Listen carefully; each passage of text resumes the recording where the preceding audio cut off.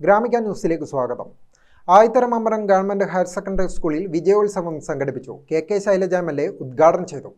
SSLC, +2 ഉൾപ്പെടെയുള്ള പരീക്ഷകളിൽ ഉന്നത വിജയം കരസ്ഥമാക്കിയ വിദ്യാർത്ഥികളെ ചടങ്ങിൽ അനുമോദിച്ചു.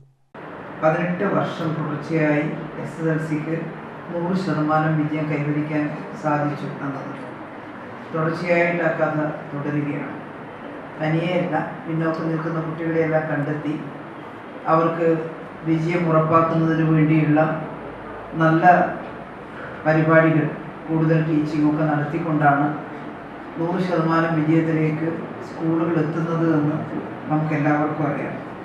ആയിത്തരമമ്പലം സ്കൂളും അങ്ങനെ പ്രത്യേക ശ്രദ്ധയോടുകൂടി അധ്യാപകരും രക്ഷാകർത്താക്കളും ഒക്കെ ചേർന്ന് ശ്രമിച്ചതിൻ്റെ ഭാഗമായിട്ടാണ് 100% വിജയം കൈവരിക്കാൻ സാധിക്കുന്നത്.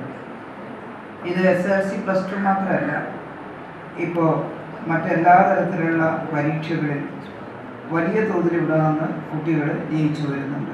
LSS, USS, NMMS തുടങ്ങിയിട്ടുള്ള വിവിധ തരത്തിൽ കഴിവ് തെളിയിക്കാനുള്ള പരീക്ഷകളിൽ ആയിത്തരമമ്പലം സ്കൂളിലെ കുട്ടികൾ മുന്നണിയിലേക്ക് വരുന്നു എന്നത് കാണാൻ സാധിക്കും. SSLC പരീക്ഷയിൽ മുഴുവൻ വിഷയങ്ങളും A+ നേടിയവർ, +2 പരീക്ഷയിൽ ഉന്നത വിജയം നേടിയവർ, LSS, USS, NMMS സ്കോളർഷിപ്പ് ജേതാക്കൾ എന്നിവരെ ചടങ്ങിൽ അനുമോദിച്ചു.